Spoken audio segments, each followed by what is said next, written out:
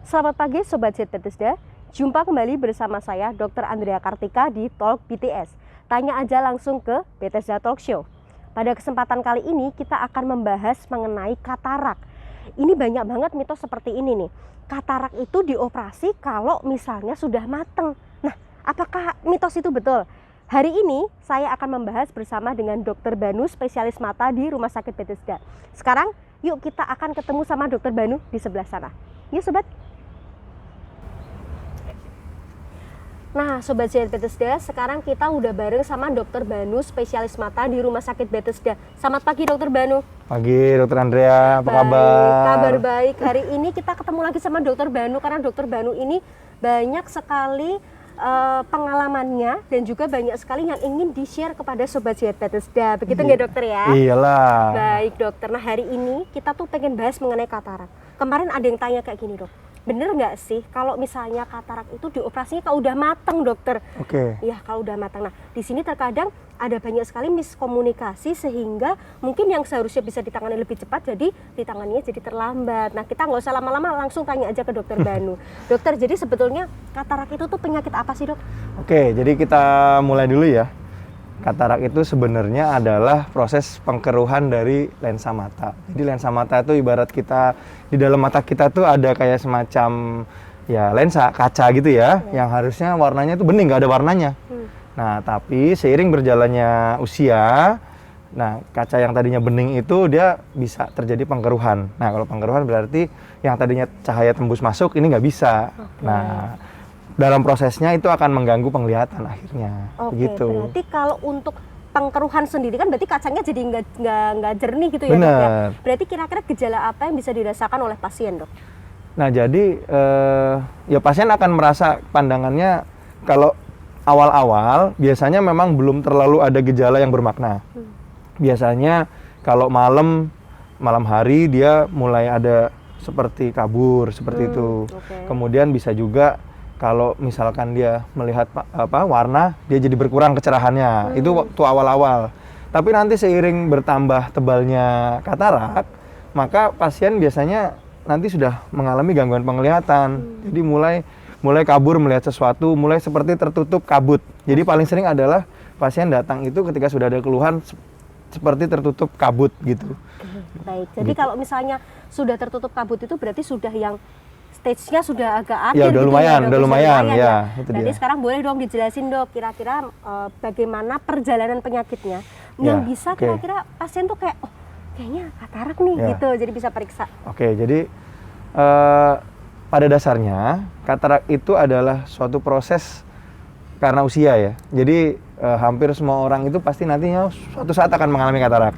Ya, jadi penyebab yang pertama adalah karena degeneratif atau karena penuaan ya, usia. Itu udah semua manusia pasti nantinya akan katarak. Cuman yang beda kapan mulai kataraknya, begitu.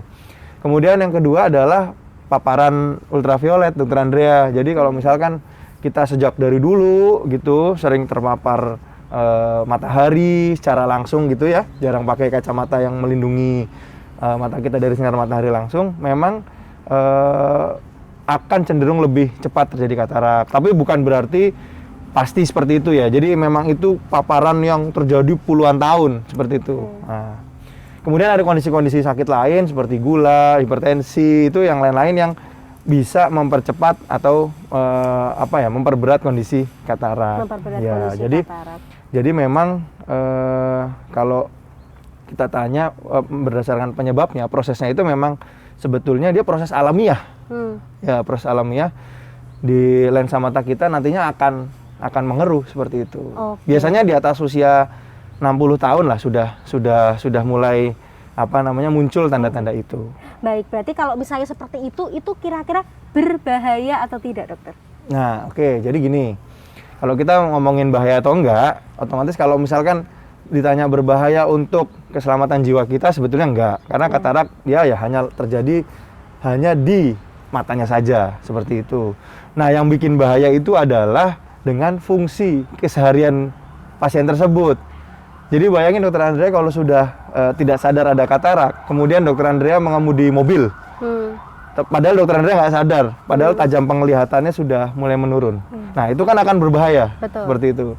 Kemudian dokter Andrea misalkan ya berkendara ya, kemudian untuk aktivitas sehari-hari, jadi akhirnya terganggu. Beberapa pekerjaan pasti terganggu dengan adanya penurunan ketajaman penglihatan gitu. Apalagi pekerjaannya dokter Andrea misalkan seorang peneliti atau dosen yang harus menggunakan indera visualnya untuk mengajar, untuk melihat sesuatu di depan layar seperti itu kan akan sangat terganggu. Jadi di situ letak permasalahannya sebetulnya. Ya. Tapi sebetulnya seperti itu mengganggu sekali dok, karena kan sehari-hari kita mau melihat sesuatu juga menggunakan mata ya dok ya. Iya betul, itu dia. Ya, jadi di situ letak permasalahannya. Oke. Nah, berangkat dari letak permasalahannya ini dokter, berarti kan kalau misalnya seseorang itu sudah menderita katarak kan pasti kan akan terganggu untuk daily life-nya ya dokter ya. Bagaimana cara seorang dokter mata untuk menangani pasien dengan katarak? Selalu pasti ada pertanyaan seperti ini. Katarak tuh bisa nggak sih pakai obat tetes? Saya nggak mau operasi, takut banget dok operasi, bisa nggak? Nah, monggo dokter. Ya, jadi gini, memang secara ilmiah ya, satu-satunya pengobatan untuk katarak adalah dengan tindakan ya. Otomatis kita harus seperti suatu rumah, kacanya dia sudah keruh ya, otomatis kaca yang keruh itu harus dibersihkan keruhnya. Betul. Seperti itu. Tidak bisa hanya berikan obat tetes seperti itu. Jadi memang sampai dengan saat ini belum ada obat yang secara ilmiah terbukti untuk mencegah proses katarak ya. Betul. Obat tetes itu hanya sifatnya membuat suatu mata nyaman saja, tapi dia memang belum ada bukti ilmiah yang menyatakan bahwa obat tetes bisa mencegah apalagi menstop proses katarak. Seperti itu. Karena ini memang proses ya kayak dokter Andrea nanti suatu saat ketika sudah lanjut usia kan tumbuh uban ya. Iya. Apakah ada obat yang bisa nyetop tumbuhnya uban? Tidak. Nah, sama aja kayak gitu. Jadi memang penanganan katarak itu dengan tindakan. Nah, masalahnya tindakannya ini sekarang gitu. Iya, betul lah. Tindakannya apa nih dok? Kan kemarin tadi kan saya juga bilang ya dok, mitosnya itu katanya diambil kalau sudah matang. Jujur saya juga sebagai seorang dokter juga agak kurang mengerti itu dok, maksudnya matang seperti apa ya? Terkadang kalau ditanya orang awam itu kan kadang-kadang bagaimana yang dikatakan dengan matang? Mungkin dokter sudah sering mendengar hal itu ya dokter. Monggo silakan dijelaskan dok. Nah, jadi gini nih, ini paling sering sekali ditanyain ya, karena dok kapan sih harus kita operasi katarak gitu kan? Nah, jadi kalau zaman dulu ketika belum ditemukan teknologi untuk tindakan operasi katarak, itu memang kecenderungannya katarak dioperasi itu saat sudah matang. Sudah matang itu artinya benar-benar sudah tebal ya, ketebalannya sudah hampir mencapai 100%. Kemudian otomatis itu saat kondisi seperti itu pasien akan sangat kabur sekali. Jadi bahkan lihat 1 meter sudah nggak bisa. Jadi hanya bisa melihat gerakan mungkin hanya gerakan kasar saja. Lambaian tangan. Iya, lambaian tangan aja bisa. Tapi kalau udah melihat jelas 1 meter aja nggak bisa lah.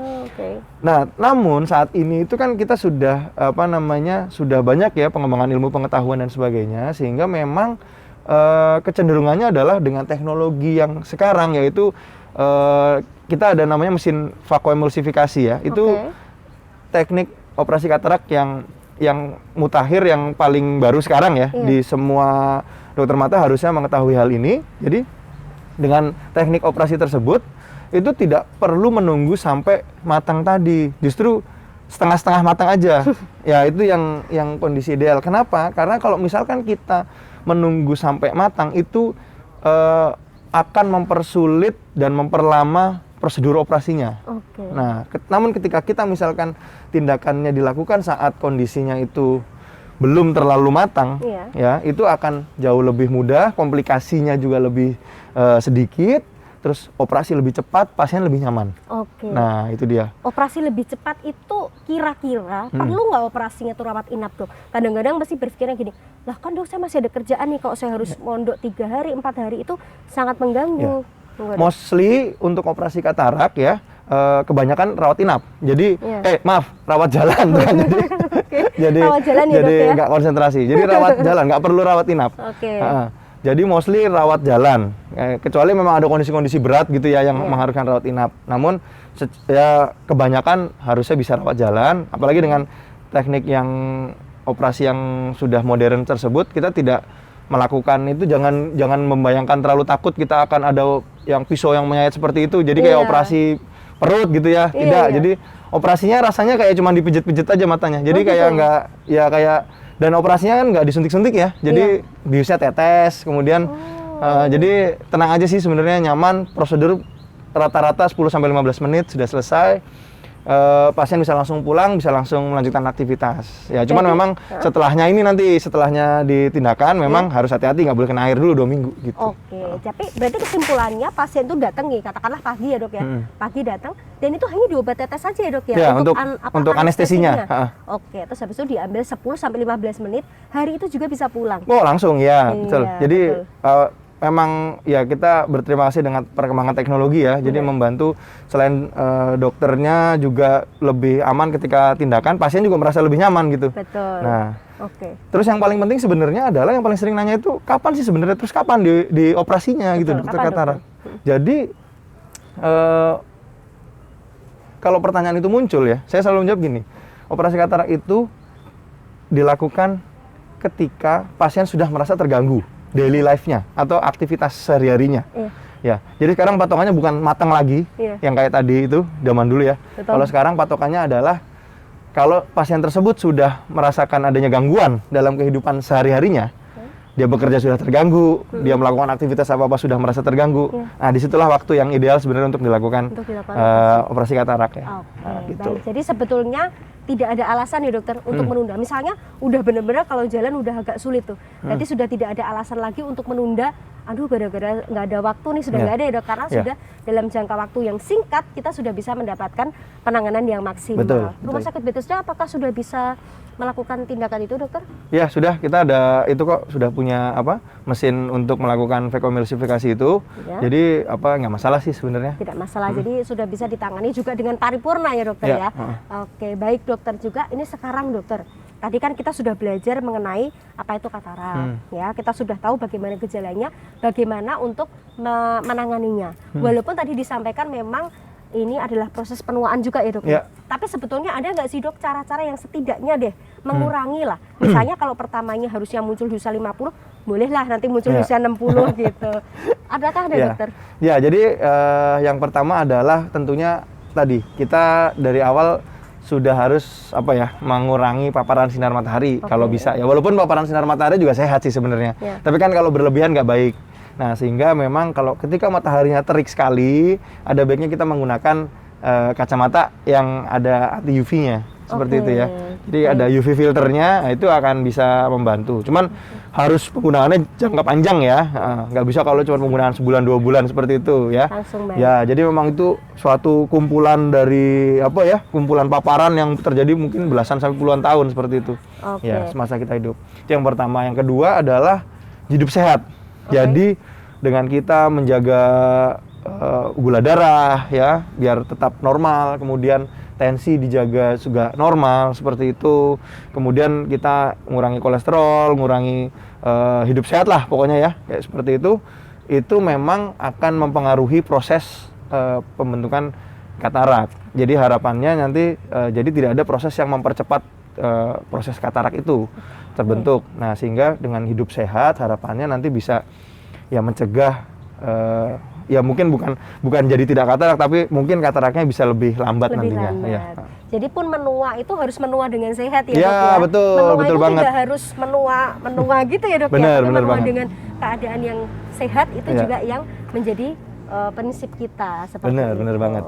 Oke, jadi Sobat Sehat Bethesda, kesimpulannya Sobat Sehat Bethesda itu bisa datang ke Rumah Sakit Bethesda apabila ada kerabat atau mungkin diri Anda sendiri merasakan ya tadi yang sudah dibilang ya gejala-gejalanya, bisa langsung konsultasi ke Rumah Sakit Bethesda.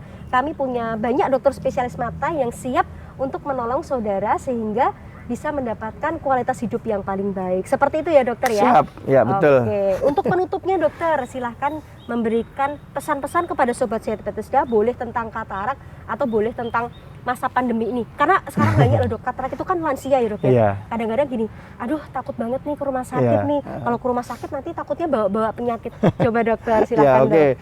Pokoknya buat Sobat Bethesda semua, jadi nggak usah ragu ke rumah sakit, karena memang di rumah sakit sekarang sudah menerapkan protokol kesehatan yang ketat ya, sehingga kita dokter dan pasien insya Allah bisa terlindungi ya, seperti itu. Kemudian yang kedua memang jika ada gangguan penglihatan, saran untuk segera dicek ke dokter mata. Karena apa?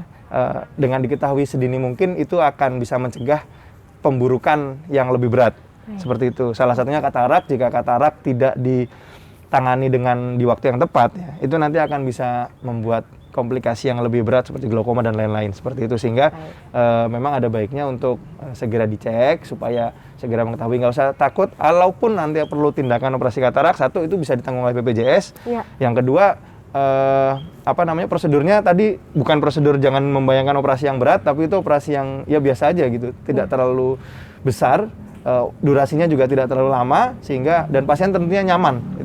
Itu dia yang penting itu. Jadi nggak usah ragu deh. Tidak perlu ragu ya. Nah, jadi Sobat Sehat Bethesda bisa bagikan informasi ini ya dokter? Boleh. Kepada Sobat Sehat Bethesda yang lainnya sehingga mendapatkan penanganan yang paripurna. Sip.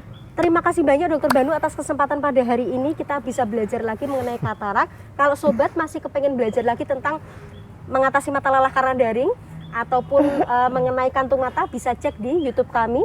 Ya, di YouTube kami di episode sebelum-sebelumnya bersama dengan Dokter Banu.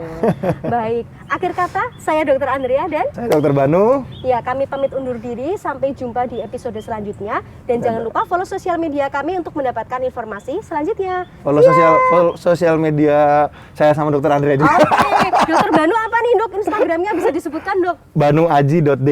banuaji.d. Di situ Dokter Banu juga sepertinya banyak edukasi. Memberikan edukasi.